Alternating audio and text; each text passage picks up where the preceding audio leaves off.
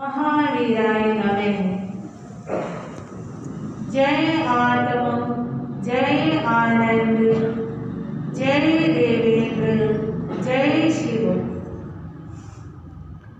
उपाध्याय भगवान श्री जितेंद्र गुरुदेव नमः। जय शशिकांता, जय सरिता, जय अजय, जय मंजुला। गुरु कृपा से गुरु चरणों में रहकर ये तुच्छ बुद्धि जो भी स्वीकार कर पाई, कुछ आपके समक्ष रखने का प्रयास करूं। श्रवण भगवान महावीर स्वामी के निर्वाण उत्सव दीपावली पर्व के पावन अवसर पर प्रभु महावीर का परम पावन प्रेरणादायी जीवन चरित्र आप श्रवण कर रहे हैं और इस अध्यात्म यात्रा में प्रभु महावीर के पिछले 26 जन्मों का प्रसंग आपने श्रवण किया। आज हम चर्चा करेंगे प्रभु महावीर के जन्म कल्याण।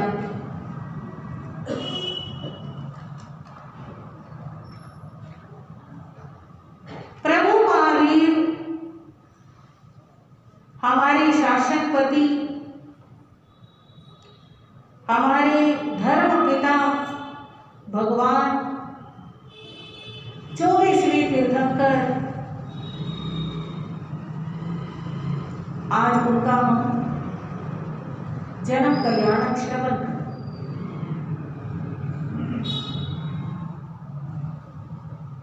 प्रत्येक तीर्थंकर भगवान के 5 कल्याणक होते हैं। च्यवन कल्याणक, जन्म कल्याणक, दीक्षा कल्याणक, केवल ज्ञान कल्याणक और निर्वाण।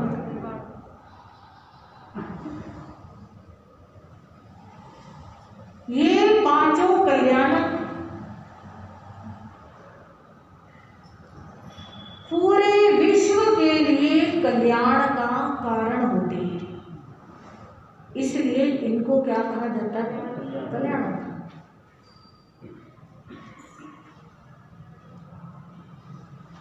इस संसार में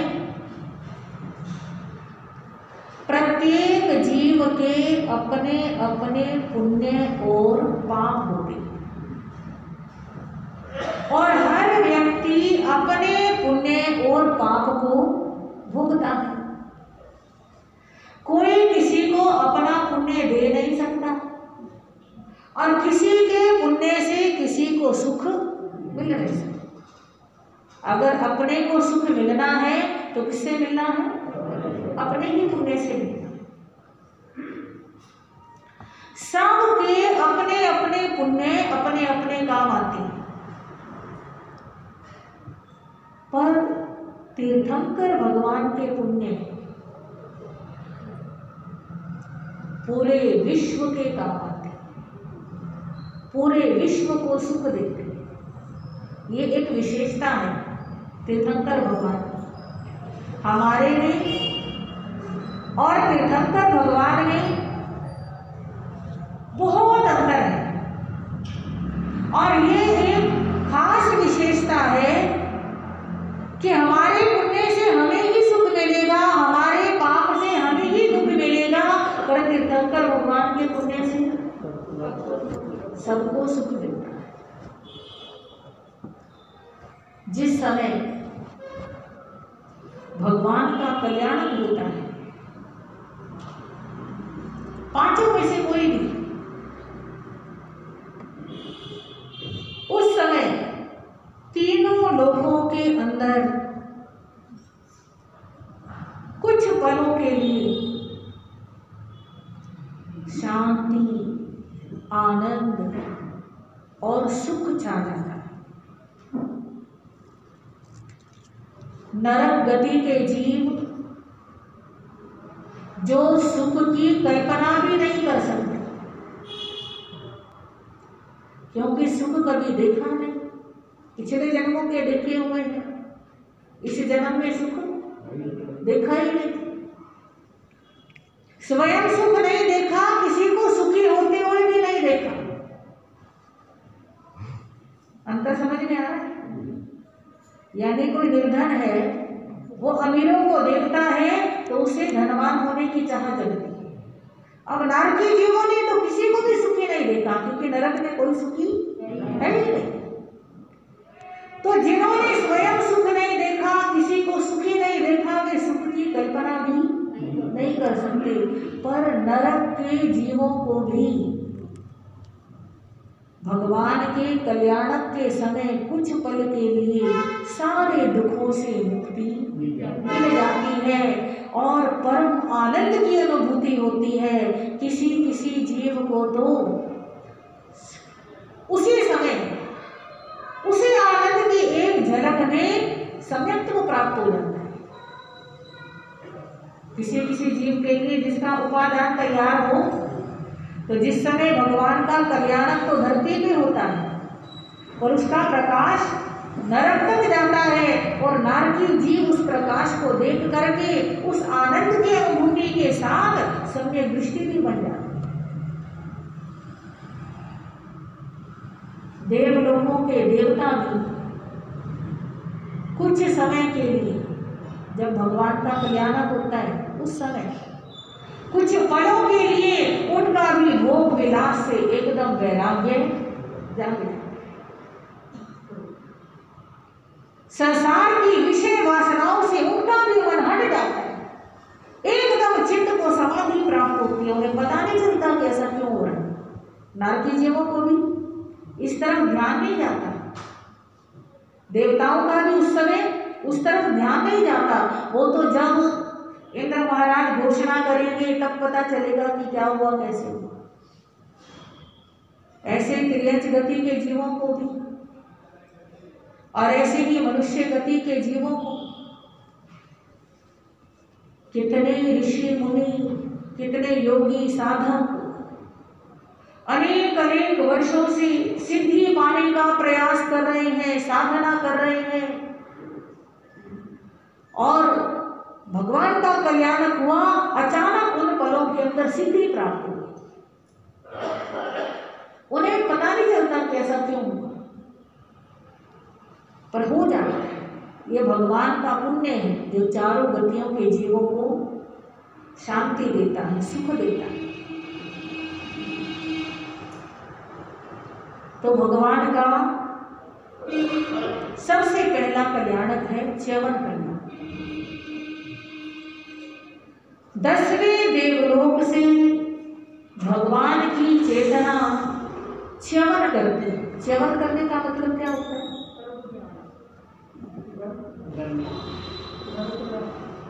देखो, च्यवन शब्द बना है चूने से। चूना, जैसे छतने से पानी गिरने लग जाता है तो उसको क्या बोलते हैं? छत क्या हो रही है? चूर रही है, ऊपर से नीचे आना है ना। तो देवगति ऊपर है और ऊपर से नीचे आना यानी च्यवन होना। पकड़ में आ गया शब्द? तो च्यवन बना है ऊपर से नीचे आने में, यानी च्यव किया है और नीचे आया। तो च्यवन कल्याणक देवलोक का नियम है। जो भी जीव देवगति में जाता है, अगर वह जीव सम्यक दृष्टि है तो निश्चय से उसके पास 3 ज्ञान होंगे ही होंगे।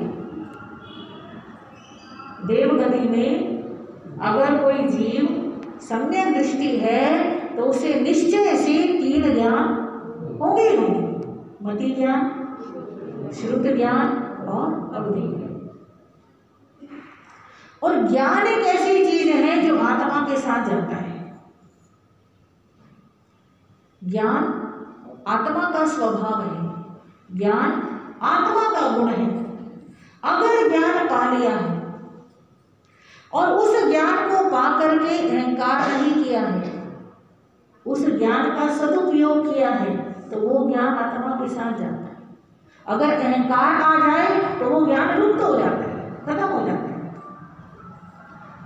अगर अहंकार नहीं आए तो वो ज्ञान अगले जन्मों तक भी जाता है। तो तीर्थंकर भगवान की आत्मा जब देवलोक से आती है तो अपने साथ में 3 ज्ञान लेकर के आती है, मति ज्ञान, शुद्ध ज्ञान और विज्ञान। और जिस समय आत्मा देवलोक से च्यवन करने वाली होती है, उस समय आत्मा को ये आभास होता है कि अब मेरा च्यवन होने वाला है। और जिस समय आत्मा मां के गर्भ में पहुंच जाती है तो पहुंचते ही उसे पता चल जाता है कि मेरा च्यवन हो चुका है। पर जिस समय आत्मा रास्ते में होती है, देवगति से मां के गर्भ के बीच में जो मार्ग जब तय करती है, वो मार्ग इतना सूक्ष्म होता है कि उसका ज्ञान अवधि ज्ञान के द्वारा भी नहीं होता, बहुत कम समय होता है। तो भगवान की आत्मा 10वें देवलोक से जब कर ऋषभ दत्त ब्राह्मण की धर्म पत्नी देवानंदा माता, उनकी कुक्षी और देवानंदा माता को 14 महास्वप्न दिखाई देते। देवानंदा माता वे स्वप्न देखकर बड़ी हर्षित होती है, आकर के ऋषभ दत्त ब्राह्मण को बताती है। ऋषभ दत्त ब्राह्मण कहते हैं, देवानंदा तुम धन्य हो, 12 चक्रवर्ती की मां ये स्वप्न देखती है या 24 तीर्थंकरों की मां ये स्वप्न देखती है। 12 चक्रवर्ती हो चुके हैं, अब 1 तीर्थंकर बाकी है, 23 तीर्थंकर हो चुके हैं। अब तुम तीर्थंकर की मां बनोगी और मां बड़ी हर्षित, पुलकित, प्रसन्न, रोम रोम पुलकित।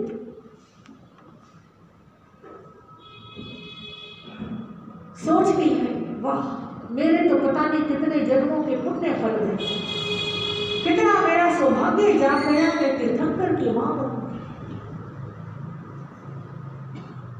कोई सौभाग्यशाली पिछले जन्मों की तपस्विनी साधिका कोई होती है, पुण्य आत्मा होती है, जिसे तीर्थंकर भगवान को जन्म देने का सौभाग्य प्राप्त। ऐसे ही नहीं होता। देवानंदा बड़ी प्रसन्न है, ऋषभ दत्त बड़े प्रसन्न हैं, खुशी खुशी समय व्यतीत हो रहा है।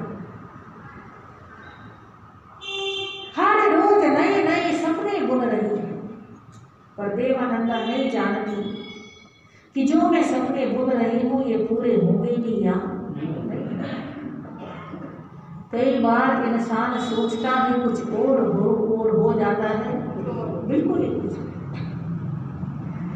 भगवान की चेतना को देवानंदा मां के गर्भ में आए हुए 82.5 रात्रियां व्यतीत हो चुकी और देवलोक में, प्रथम देवलोक में शक्रेंद्र जी महाराज अपने अवधि ज्ञान के द्वारा धरती के जीवों का अवलोकन कर रहे हैं, देख रहे हैं। और देखते देखते अचानक उनका ध्यान प्रभु महावीर की चेतना की तरफ गया और उन्होंने देखा ये तो तीर्थंकर प्रभु महावीर की आत्मा है। और ये कहाँ है? देवानंदा ब्राह्मणी की गोष्ठी।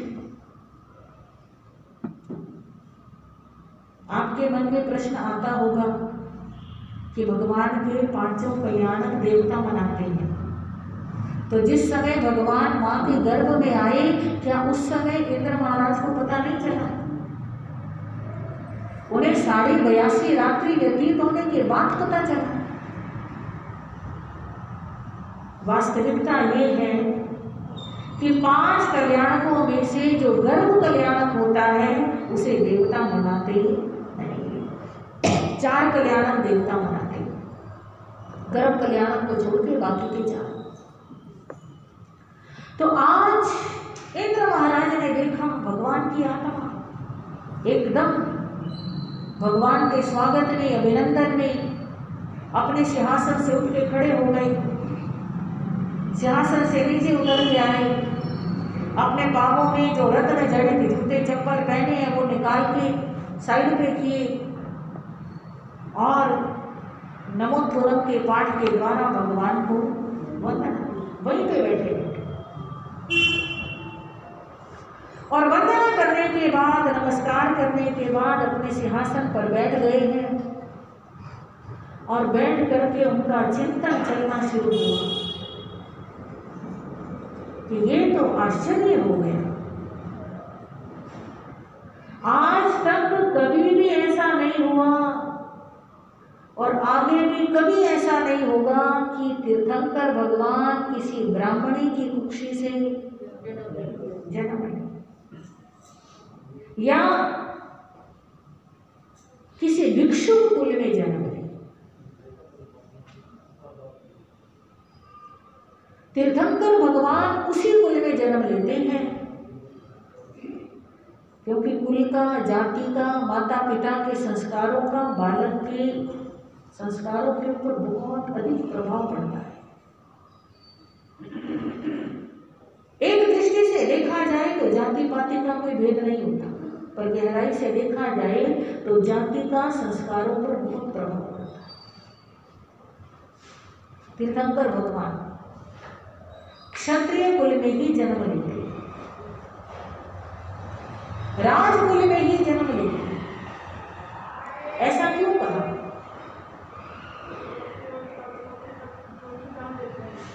क्योंकि तीर्थंकर भगवान को दीक्षा से पहले 1 साल तक क्या देना है? वर्षीदान देना।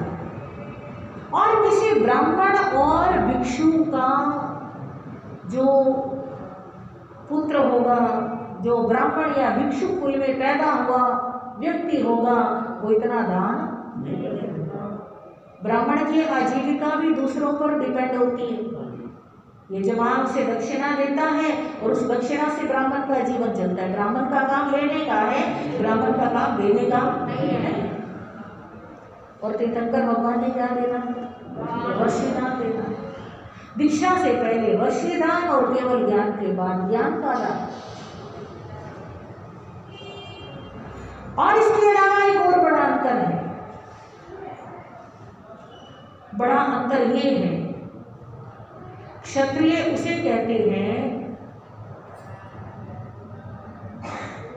क्षत्रिय कुल में उत्पन्न व्यक्ति जब कोई संकल्प करता है तो वो उस संकल्प के ऊपर खरा उतरता है, वो उससे पीछे नहीं मुड़ता। चाहे उसे कितनी भी मुश्किल आई, वो हर मुश्किल का सामना करते हुए भी अपने लक्ष्य तक जरूर पहुंचता। जैसे आपने प्रसंग सुना होगा, कर्ण, दानवीर कर्ण, उसने अपने गुरु से छल से विद्या सीखी। कौन थे उसके गुरु? और परशुराम जी का नियम था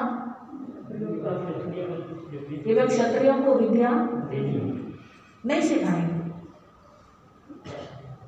हाँ, क्षत्रियों को सिखाएंगे, ऐसा था कुछ। क्षत्रियों को नहीं सिखाएंगे, क्षत्रियों को नहीं सिखाएंगे, वे क्षत्रियों के शत्रु थे।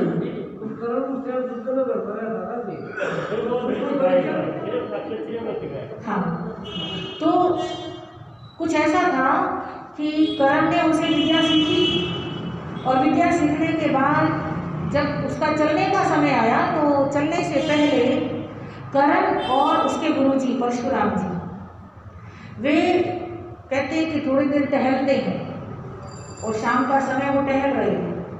टहलते टहलते गुरुजी थक जाते हैं और जब थक जाते हैं तो वे लेट जाते हैं। पेड़ के नीचे, और करण ने उनका सिर अपनी जांघ पर रख लिया है, और रख लिया है तो गुरुजी की नींद लग गई, और करण की जांघ के ऊपर एक कीड़ा काटता है, और कीड़ा काटता है तो जांघ में दर्द भी होता है, खून भी निकलता है, और खून निकलने के बाद भी करण को स्वयं को मालूम नहीं था कि मैं क्षत्रिय हूँ, है ना। करण को स्वयं को मालूम नहीं था कि मैं क्षत्रिय हूँ, और जब उसके जांघ से खून निकलता है और वो गुरुजी को स्पर्श करता है, गुरुजी की नींद खुलती है, तो फिर वो कहते हैं सच बता दो कौन है, क्योंकि क्षत्रिय ही इतना दर्द सहन कर सकता है और कोई इतना दर्द सहन नहीं कर सकता। तो क्षत्रिय है जरूर। वो कहते हैं कि नहीं मैं क्षत्रिय नहीं, वो कहते हैं नहीं तूने मेरे साथ छल किया है और मैं तेरे को शाप देता हूँ कि तेरी विद्याएं सफल नहीं होगी, जब तेरे को इन विद्याओं की जरूरत होगी तो ये विद्याएं तेरे काम नहीं आएंगी। तो दर्द सहने की क्षमता किसमें है? और दूसरे लोग तो जरा सा खून देखते ही, जरा सी पीड़ा होती है घबरा जाते हैं, डर जाते हैं, भाग जाते हैं। तो क्षत्रिय कुल में तीर्थंकर इसलिए जन्म लेते हैं कि उनको अपने पिछले कर्मों का सफाया करना है, पता नहीं कितने परिश्रम कष्ट सहन करने हैं। अगर किसी और कुल में जन्मा व्यक्ति होगा वो तो जरा सी मुसीबत आती भाग जाएगा, और जो क्षत्रिय कुल में जन्मा है वो बड़ी बड़ी मुसीबतें सहन करके भी अपनी मंजिल तक पहुंच जाएगा। तो देवराज क्षत्रेंद्र विचार कर रहे हैं कि भगवान को तो क्षत्रिय कुल में होना चाहिए, और ये पिछले किसी कर्म की वजह से, आपको ये भी मालूम है कौन से कर्म की वजह से उन्होंने जाति का क्या किया था? मद किया, और आखिरी जन्म तक भी इस मद ने उनका पीछा नहीं छोड़ा, इसके फल नहीं। तो पहले ब्राह्मणी की कुक्षी में आई, इंद्र महाराज ने हरिणगमेशी देव को बुलाया। हरिणगमेशी देव एक सेवक देवता होता है, देवलोकों में भी स्वामी और सेवक का व्यवहार होता है। और उस हरिणगमेशी देव को कहा कि तुम जाओ और जाकर के भगवान की चेतना को देवानंदा ब्राह्मणी की कुक्षी से उठाओ और कहाँ स्थापित करो? माँ कृष्णा की कुक्षी में रखो। हरिणगमेशी देव यह कार्य केवल क्षत्रेंद्र जी महाराज की आज्ञा से करते हैं, अपनी इच्छा से नहीं। और उस देवता के अलावा और कोई ऐसा कार्य नहीं कर सकता। और देवताओं में इतनी शक्ति होती है कि जिस काम में मनुष्य को घंटों लग जाए, सालों लग जाए, उस काम को देवता पलक झपकते कर देते। अब वो हरिणगमेशी देव क्षत्रेंद्र जी की आज्ञा होते ही तुरंत आता है, भगवान की चेतना को देवानंदा माँ की कुक्षी से उठाता है और त्रिशला देवी की कुक्षी में रख देता है। और त्रिशला माँ सोई हुई है और उसे ऐसे महसूस हो रहा है जैसे मेरे 14 स्वप्न मेरे पास से जा रहे हैं, त्रिशला की तरफ जा रहे हैं। और सारे स्वप्न जब चले जाते हैं तो एकदम उसकी नींद खुलती है, एकदम घबराती है कि ये क्या, मेरे को इतने महान स्वप्न आए थे, मुझे जाते हुए दिखाई दिए, इसका मतलब मेरा सौभाग्य जा रहा है। और उधर कृष्णा क्षत्रियाणी वो इन स्वप्नों को देखती है एक के बाद एक स्वप्न भी शुभ आ जाए तो मन कितना खुश होता है, कितने कितने समय तक याद रहता है। और जब जब उसे याद करते हैं तब तब मन में खुशी आती है। और जिसे 14 स्वप्न दिखाई नहीं उसके आनंद का तो कोई पारावार ही नहीं है। त्रिशला माता स्वप्न देखती है जैसे पिक्चर चल रही हो, पहले हाथी बड़ा सुंदर, फिर बैल, फिर शेर, एक एक करके देख रही है। और देख करके एकदम नींद खुलती है, शरीर एकदम हल्का फुल्का, मन प्रसन्न, ऐसे लगता है जैसे पता नहीं कौन सा आनंद आ गया। उठ करके बैठ गई, सोचती है क्या दिखाई दिया मुझे। सारे स्वप्नों को मन मन में रिवाइज किया, पहले मुझे हाथी दिखाई दिया, फिर मुझे शेर। कई बार ऐसा होता है कि सपना दिखता है और भूल जाते हैं, पर अब उठते ही उसको रिवाइज कर लो तो फिर वो याद हो जाता है। तो माता कृष्णा ने उन सपनों को मन ही मन रिवाइज किया। रिवाइज करके सोचते हैं कि सपने बड़े अच्छे हैं, श्रेष्ठ हैं, बड़ी सुंदर है। मैं जाकर के इन्हें महाराज सिद्धार्थ को बताऊं। महाराज सिद्धार्थ के पास पहुंची है, उनको बताती है, बड़े प्रसन्न होते हैं और वे कहते हैं कि रानी कृष्णा तुम तो धन्य हो गई, आने वाले समय में तीर्थंकर भगवान को क्या दोगी? जन्म। स्वपन पाठक बुलाए गए और स्वपन पाठकों ने एक एक स्वप्न का बड़े विस्तार के साथ वर्णन। ये स्वप्न बड़े अनमोल हैं, इनका हमें चिंतन करना चाहिए, मनन करना चाहिए। कल सूत्र के अंदर एक एक स्वप्न का बहुत बड़ा बड़ा पाठ है, जैसे लोगस का पाठ है, जैसे नमोत्थनम का पाठ है, इच्छामिथमासनों का पाठ है, जैसे प्रतिक्रमण की पाटियां हैं, वैसे कल सूत्र के अंदर भी क्या है? पाठ है। वो सारे पाठ लिख करके अपने पास रख लेने चाहिए और उनको प्रतिदिन पढ़ना चाहिए, उनका स्वाध्याय करना चाहिए। ये बड़े इफेक्टिव हैं, बड़े असरकारक हैं, इनका बड़ा अच्छा परिणाम जीवन में आता है। तो माँ त्रिशला के स्वप्न बड़ा विस्तार है। एक स्वप्न हाथी देखा है तो वो कैसा है, कैसा उसका रंग है, कैसा उसका आकार है, कैसी उसकी मुद्रा है। एक तो होता है कि बड़े क्रोध में दिखाई दिया, एक होता है बड़ा शांत दिखाई दिया। हाँ जी, एक एक चीज से फर्क पड़ता है। तो वे स्वप्न पाठक स्वप्नों का फल बताते हैं। 4 दांतों वाला हाथी देखा है तो 4 तीर्थों की स्थापना होगी। साधु, साध्वी, श्रावक और श्राविका।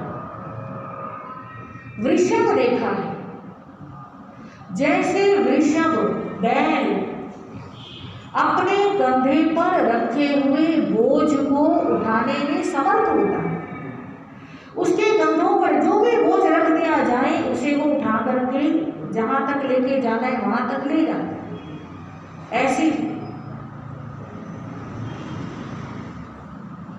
गुण जो बालक जन्मेगा उसके अंदर हो। जो जिम्मेदारी ये बालक लेगा उसको पूरा निभाएगा, बीच में छोड़ करके भागेगा। सिंह जैसे वन का राजा होता है, अकेला ही बहुत है, ऐसे ही आपका पुत्र इस संसार में भव्य जीवों का राजा हो, अकेला विचरण करेगा पर अकेला ही बहुत होगा। साधना काल में भगवान अकेले विचरण करते हैं, किसी को साथ नहीं रखते। देवराज इंद्र कहते हैं कि प्रभु मुझे अपने साथ रख लीजिए,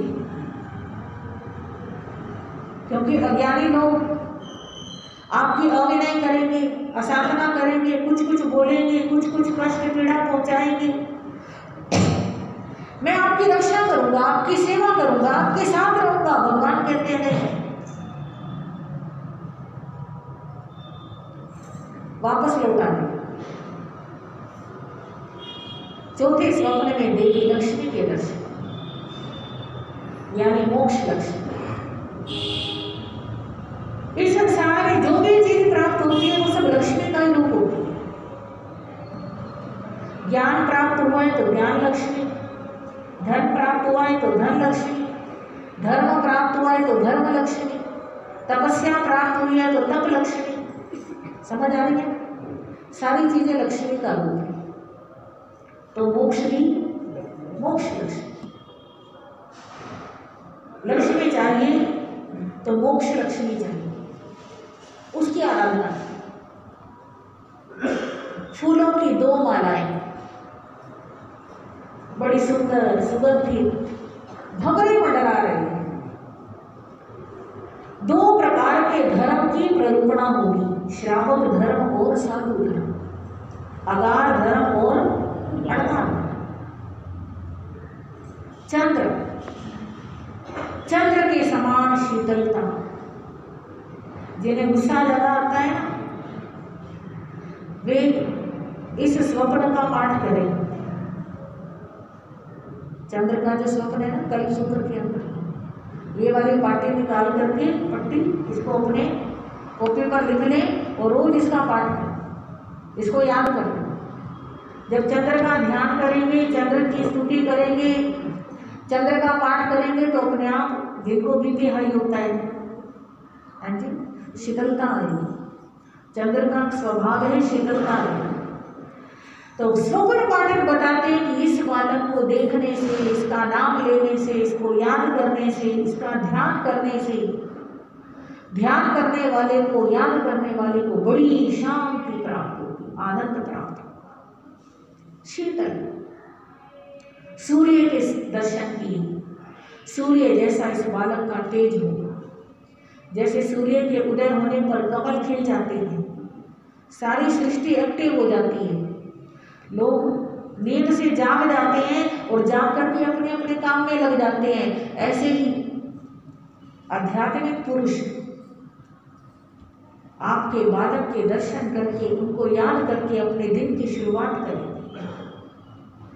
ध्वजा, जैसे ध्वजा ऊंचे आकाश में फहराती है, वैसे ही आपके पुत्र की कीर्ति तीनों लोकों में फैलेगी। कलश, मांगलिक चीजों में क्या रखा जाता है? कलश रखा जाता है, कमल के फूलों से ढका हुआ बड़ा सुंदर कलश। तो जैसे कलश शुभ का प्रतीक होता है, ऐसे आपके बालक का भी शुभ का प्रतीक होगा। यानी लोग हर कार्य में सबसे पहले भगवान को क्या करेंगे? याद किया। पद्म सरोवर, एक तालाब, उसके अंदर कमल के फूल खिले हुए हैं। कमल का स्वभाव होता है कि वो कमल जल में रहकर भी जल से लिप्त नहीं होता। ऐसे ही आपका पुत्र भी संसार की मोह माया में लिप्त नहीं होगा, बल्कि औरों को भी मोह माया से निकालने वाला। क्षीर समुद्र, वैसे समुद्रों का जल कैसा होता है? खारा होता है, और क्षीर समुद्र मधुर होता है, शक्तिवर्धक होता है, पौष्टिकता देने वाला होता है, अमृत के समान होता है। तो आपने क्षीर समुद्र के दर्शन किए हैं, तो सागर जैसी गहराई आपके पुत्र के अंदर पाई जाए। कहते हैं ना, सागर अंदर गंभीरा। लोगों के पाठ में आता है कि भगवान कैसे होते हैं? सागर के समान गंभीर होते हैं। देवविमान, देवविमान से पता चलता है कि देवता भी आपके पुत्र की सेवा करेंगे, उनकी वंदना करेंगे, उनके चरणों में झुकेंगे। रत्न राशि, 84 प्रकार के रत्न होते हैं, और हर रत्न की अपनी आभा होती है, अपनी चमक होती है, अपना प्रभाव होता है। तो ऐसे रत्नों का मेरू पर्वत जितना ऊंचा ढेर देखा है। एक एक रत्न के समान मेरू पर्वत जितने गुण होंगे आपके पुत्र के अंदर। और 14वां स्वप्न है निर्धूम अग्नि। कोई भी अग्नि धुएं के बिना नहीं होती है, पर आपने कैसी अग्नि देखी? निर्धूम अग्नि, जिसमें धुआं कोई नहीं, अर्थात तप की अग्नि। आपका बालक तप की अग्नि में अपने सारे कर्मों को क्या कर देगा? जला देगा। 14 सपनों का फल बताया है, बार बार सुनने योग्य है, याद करने योग्य है, चिंतन मनन करने योग्य है। ये सारे गुण अपने जीवन में लाने योग्य है। चंद्र जैसी शीतलता हमारे में भी है, सूर्य जैसी तेजस्विता हमारे में भी है। हर व्यक्ति चाहता है ना कि मैं परफेक्ट बनूं, मैं अच्छे से अच्छा बनूं, मैं सबसे अच्छा काम करूं, जो भी कुछ करूं कैसा करूं? सबसे अच्छा। तो हमें अगर पूर्णता प्राप्त करनी है तो इन सपनों का ध्यान हम कर सकते हैं। तो ये 14 सपनों के फल बताए राजा सिद्धार्थ ने बड़ी खुशी मनाई। समय व्यतीत हो रहा है, 6 महीने बीत गए। अचानक एक घटना घटती है कि रानी त्रिशला संगीत सभा में बैठी है, आनंदित है। अचानक गर्भ की पीड़ा होती है और जैसी पीड़ा होती है तो उसको बैठना मुश्किल लगने लगता है। वो अंदर जाकर के लेट गया। बालक वर्तमान जो भी गर्भ में है, अभी उसका नाम भी कुछ रखा नहीं, अनाम शिशु, अपने अवधि ज्ञान में देखती है, मैं कैसा बालक हूं, अपने माँ को पीड़ा दे रहा, मुझे तो माँ की पीड़ा हरनी चाहिए, और हिलना डुलना बंद कर दिया। कितनी बड़ी शिक्षा है। आज के समय में इस शिक्षा की कितनी जरूरत है। आज माता पिता के प्रति संतान बिल्कुल संवेदना शून्य होती जा रही है। आज माता पिता के प्रति श्रद्धा, भक्ति, प्रेम, आदर का भाव और उनके प्रति अपने कर्तव्य का भाव समाप्त होता है। माता पिता कब कैसा महसूस कर रहे हैं, उनको कब क्या फील हो रहा है, कब वो सुखी हैं, कब दुखी हैं, इस तरह की भावनाएं समाप्त होती है। तो हमें सीखना चाहिए कि अभी जन्म ही नहीं हुआ है तो भी वो माँ की चिंता कर रही है, और माँ ऐसी, माँ की ममता मन में सोचती है कहीं मेरा गर्भ का शिशु खत्म तो नहीं हो गया। दुखी हो जाती है, उदास हो जाती है, पूरे कुंडलपुर में उदासी छा जाती है। और बालक देखता है कि मैंने अच्छे लक्ष्य को रख के जो काम किया उसका परिणाम कैसा है, उल्टा। मैंने माँ को सुखी करना चाहा और माँ तो और भी ज्यादा दुखी हो, हिलना डुलना शुरू किया। माँ को गर्भ की पीड़ा होनी शुरू हुई तो माँ उस पीड़ा के अंदर भी आनंदित हो गई, खुश हो गई। ये संसार है, ये मोह है। मोह ही दुख में भी सुख बनाता है। माँ को खुश देख करके वो अनाम शिशु मन में विचार करता है कि जिस माँ ने मेरा अभी तक मुंह नहीं देखा, मुझे जन्म नहीं दिया, मेरा लालन पालन नहीं किया, उस माँ को मेरे से इतनी ममता है कि मेरे मरने की कल्पना मात्र से माँ क्या हो गई, और जब मैं दीक्षा लूंगा बड़ा होगी तो माँ को कितनी पीड़ा होगी। संकल्प कर लिया, जब तक माता पिता जीवित रहेंगे तब तक मैं दीक्षा भी नहीं लूंगा। और समय व्यतीत होता है। चैत्र सुदी त्रयोदशी की रात आती है, बड़ी शांत रात, बड़ा सुंदर वातावरण। मध्य रात्रि के समय मां कृष्णा देवी सुखपूर्वक एक सुंदर पुत्र रत्न को जन्म देती। और जैसे ही पुत्र रत्न का जन्म होता है, सबसे पहली सूचना किसको मिलती है? हाँ जी, उससे भी पहले किसको मिलती है? हाँ, दिशा कुमारी।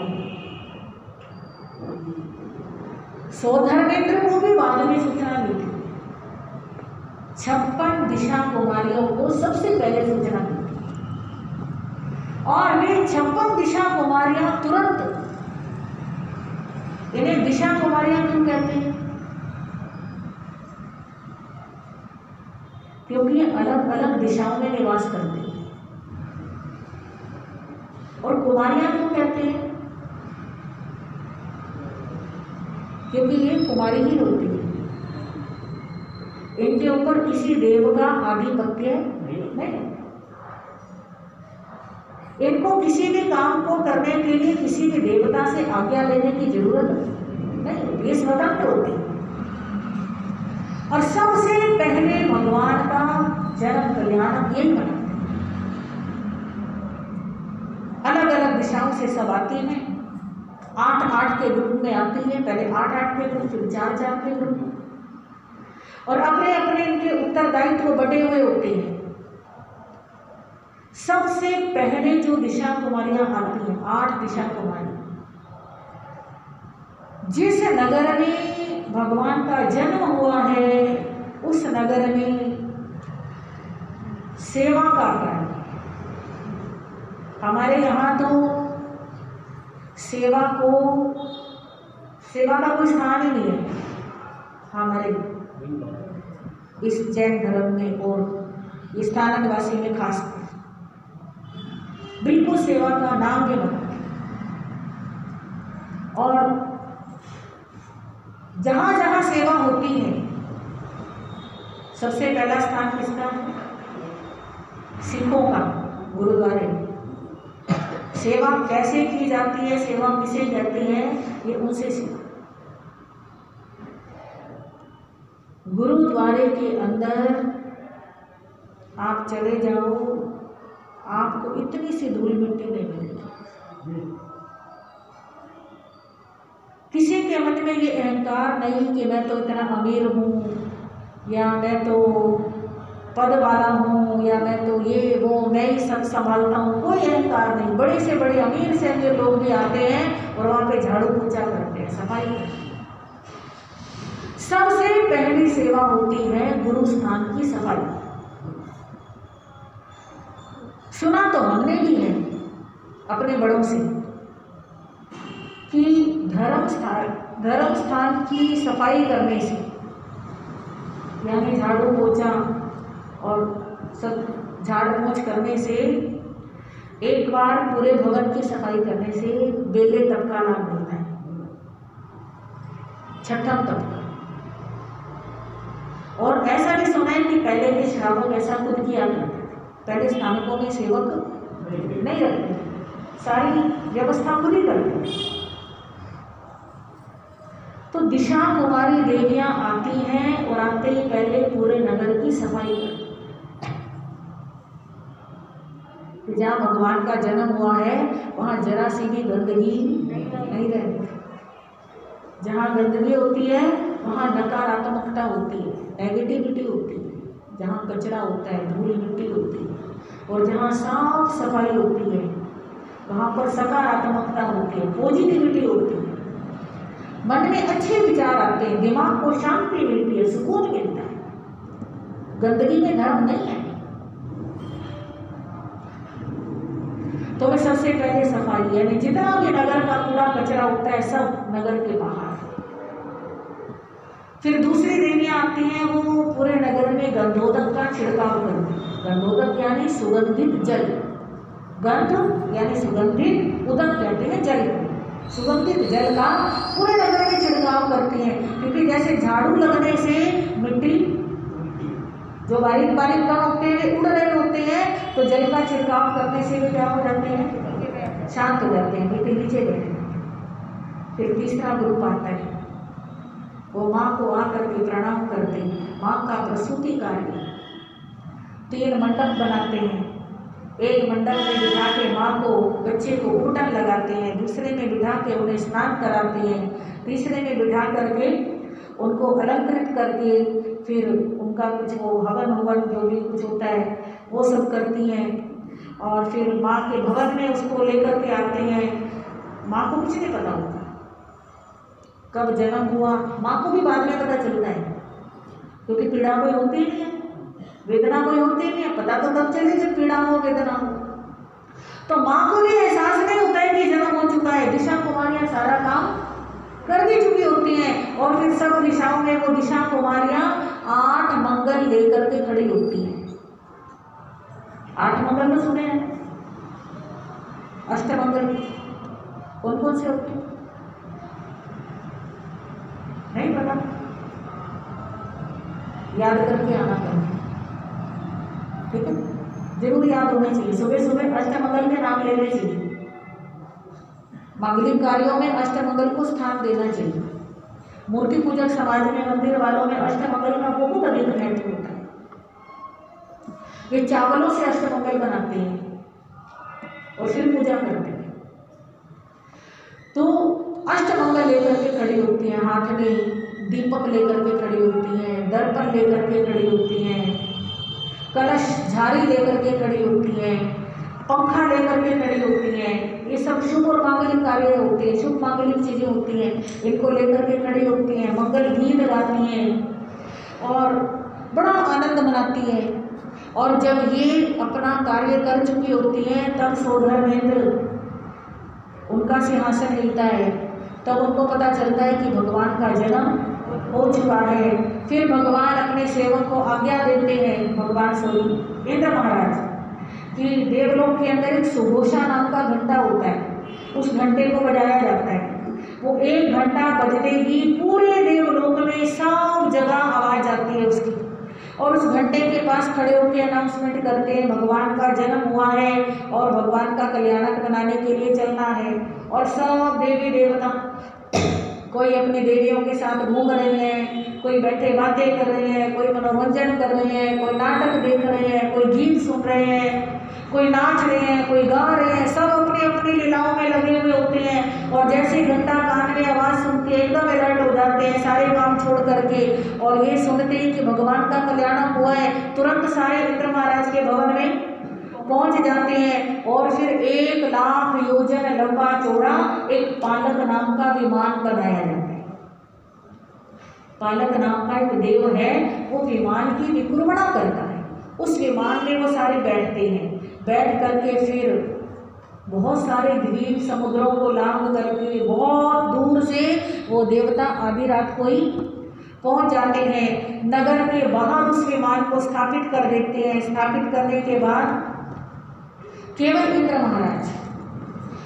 महाराज माता के भवन में प्रवेश करते हैं, और भवन में प्रवेश करके माता को प्रणाम करते हैं। और प्रणाम करने के बाद, चरणों में झुकने के बाद, फिर भगवान को प्रणाम करते हैं।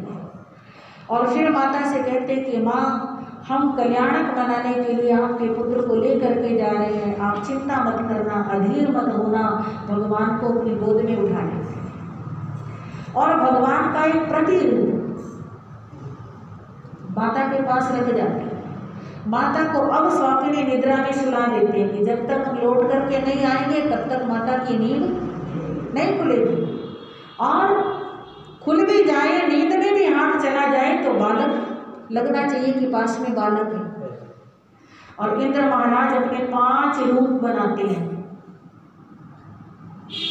एक रूप में जो मूल रूप होता है उसमें भगवान को गोद में पकड़ते हैं। दूसरे रूप से दोनों तरफ चवर डुलाते हैं, 2 रूप चवर डुलाते हैं। कितने हो गए? 3 हो गए। एक तो मूल खुद जो बालक को उठाए हुए हैं, और 2 दाएं बाएं जो चवर डुला रहे हैं। एक पीछे चलते हैं छत्र लेकर के भगवान के, 4 हो गए। और एक आगे आगे चलते हैं, वो इंद्र का जो वज्र होता है, जो उनका दंड होता है, शस्त्र होता है, उसे लेकर के आगे आगे चलते हैं।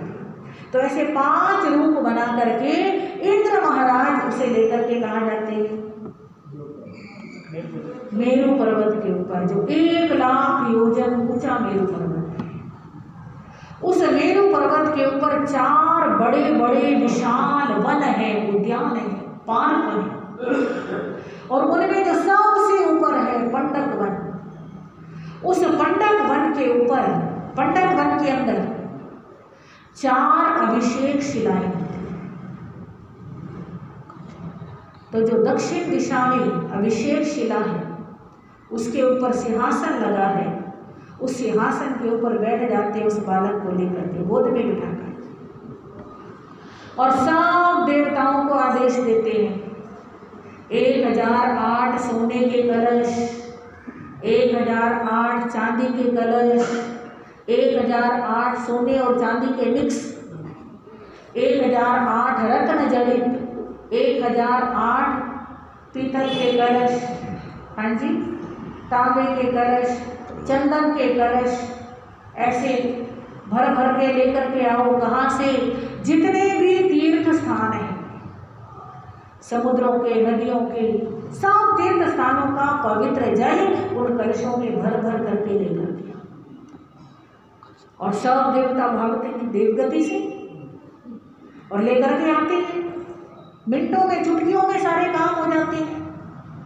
और जब इतने सारे बड़े बड़े कलश भर के जल के आ गए और वो देवता नाच रहे हैं, कूद रहे हैं, गा रहे हैं, खुशी मना रहे हैं और वो सारे कलश रखे हुए हैं, तो उस समय इंद्र महाराज अपने मन में विचार करते हैं, इतने कलशों का इतना सारा जल और भगवान की देह इतनी छोटी सी, लेकिन अभी तक जितने तीर्थंकरों का अभिषेक किया है सबकी देह बड़ी बड़ी होती है। भगवान ऋषभ देव जी थी, जब वो भगवान बड़े हो गए तो उनकी अवगाहना कितनी थी? 500 धनुष की थी। फिर उसके आगे 450, उसके आगे 400, उसके आगे 350, उसके आगे 300, यूं करके छोटी छोटी होती आ रही थी। और सबसे छोटी भगवान महादेव की केवल 7-8 की, और बच्चे की तो और भी छोटी, बिल्कुल नन्हा सा बच्चा। कहते अरे ये छोटा सा बच्चा, इतना सारा जल जब इस पे डलेगा तो कहीं बह ना जाए। और वो बच्चा शरीर से बच्चा है पर आत्मा से भगवान है। तीन ज्ञान जिसे है वो बच्चा मन से देख लेता है। इंद्र के मन में ऐसी विचारधारा, इसका मतलब इंद्र तीर्थंकर की शक्ति को भूल गया। जानते हो तीर्थंकर में कितना बल होता है? तीर्थंकर से अधिक बल किसी के अंदर नहीं। इतनी शक्ति तीर्थंकर में होती है, आप अनुमान भी नहीं लगा सकते। इंद्र को तीर्थंकर की शक्ति बताने के लिए वो बालक क्या करता है, अपने पांव के अंगूठे से मेरू पर्वत को हल्का सा दबाता है।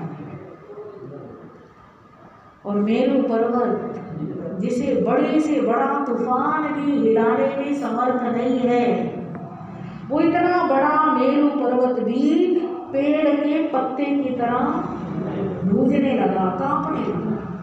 और इतना महाराज एकदम घबरा गए, ये क्या हुआ, ये क्या हुआ, ये क्या हुआ, ऐसे कैसे? और सारे के सारे देवता एकदम ऐसे खड़े हो गए, मूर्तियां बन गई, क्या हो गया ये? और फिर इंद्र महाराज ने ध्यान दिया कि ये तो बहुत रहे हैं, मेरे गोद में बैठे हुए तीर्थंकर भगवान कर गए। क्षमा याचना, प्रभु मैं भूल गया था, मैं ये सोच रहा था कि मेरे गोद में बच्चा है, ये नहीं सोचा कि मेरे गोद में बच्चे के रूप में कौन है? भगवान है, मेरे को क्षमा कर। और फिर उन कलशों से अभिषेक किया जाता है और सबके द्वारा अभिषेक किए जाने पर इंद्र महाराज सबसे लास्ट में करते हैं और वे एक बैल का रूप बनाते हैं, 4 सींगों वाले बैल, और उन सींगों से जल की धाराएं निकलती हैं, भगवान के ऊपर गिरती हैं। ऐसे बैलों के रूप में वो भगवान का अभिषेक करते हैं। और फिर एक देव ऋष्य सुकोमल वस्त्र के द्वारा, तौलिए के द्वारा, जिसे टावल कहते हैं, भगवान का शरीर पोंछा जाता है। फिर चंदन इत्यादि का लेप किया जाता है, फिर उन्हें वस्त्र आभूषण पहनाए जाते हैं, अलंकृत किया जाता है।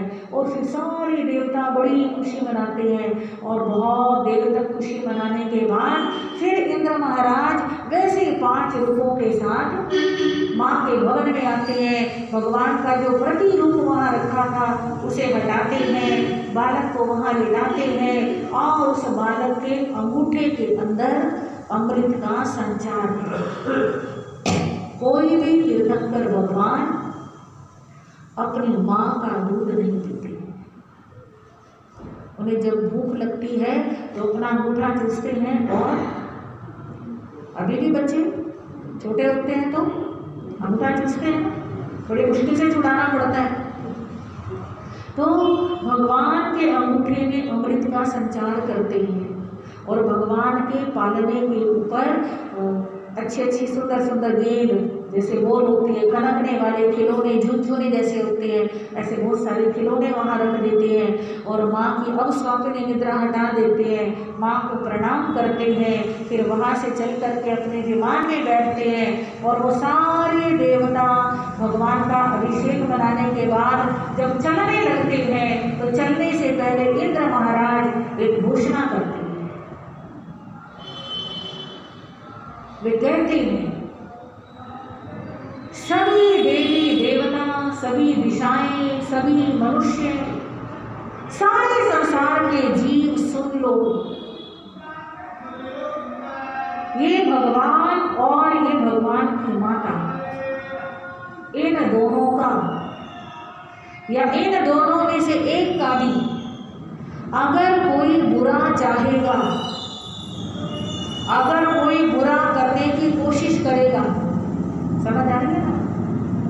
जैसे आजकल कहते हैं ना, टोक लग गई, नजर लग गई, ये करो वो करो, कोई बुरी नजर लगेगी, कोई बुरी निगाह से देखेगा, कोई कुछ भी नेगेटिविटी इनकी तरफ प्रक्षेपित करेगा तो उसके सिर के टुकड़े टुकड़े हो जाएंगे। ऐसे कौन बोलते हैं? इंद्र महाराज बोलते हैं कि कोई इस माँ और बच्चे का बुरा नहीं सोच सकता है। ऐसी घोषणा एक बार, दो बार, तीन बार करने के बाद फिर वे विमान में बैठते हैं। विमान में बैठ करके कहाँ जाते हैं? नंदीश्वर द्वीप पर जाते हैं। कहाँ? नंदीश्वर द्वीप पर जा करके 8 दिन का उत्सव मनाते हैं, जिसे अष्टांगी का महोत्सव कहते हैं। हमारे यहाँ 28 की जाती है ना, बस परिश्रम में ही करते हैं। वैसे कहते हैं साल में 28 की 4 आती हैं, बाकियों का तो पता ही नहीं, एक ही निभानी बड़ी मुश्किल हो रही है। तो ऐसे 28 मनाते नंदीश्वर द्वीप के ऊपर। बड़ा सुंदर वर्णन है नंदीश्वर द्वीप का। वहाँ अलग अलग पर्वत है, दधिमुख पर्वत है, आंजनक पर्वत है, कैसे कैसे नाचते हैं, कूदते हैं, मनोरंजन करते हैं। पूरे 8 दिन तक उत्सव मनाने के बाद फिर वे देवता अपने अपने देवलोक में वापस जाते हैं। तो इस प्रकार देवता भगवान का क्या मनाते हैं? कल्याण मनाते हैं। और जब देवता मना के जा चुके होते हैं तब उसके बाद पिछला रानी की नींद खुलती है, तब उन्हें पता चलता है। फिर उसके बाद प्रियंवदा को पता चलता है, फिर वो प्रियंवदा जाके राजा को सूचना देती है, फिर राजा खुशियाँ मनाते हैं पूरी प्रजा के अंदर।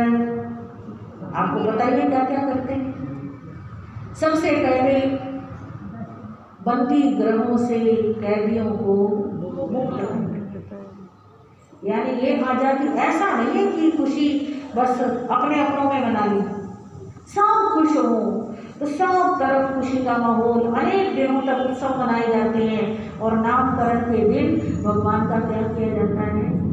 नामकरण किया जाता है। और राजा सिद्धार्थ कहते हैं जब से ये बालक गर्भ में आया तब से हमारे नगर में हर अच्छी चीज के अंदर क्या हो रही है? वृद्धि हो रही है। धन बढ़ रहा है, यश बढ़ रहा है, शक्ति बढ़ रही है, गाय दूध ज्यादा दे रही है, धरती अनाज ज्यादा दे रही है, हर चीज अच्छी हो रही है। तो इस बालक का नाम क्या रखा जाए? वर्धमान रखा जाए। तो बालक का नाम रखा गया वर्धमान। और बालक वर्धमान का 5 भाइयों के संरक्षण में क्या हो रहा है?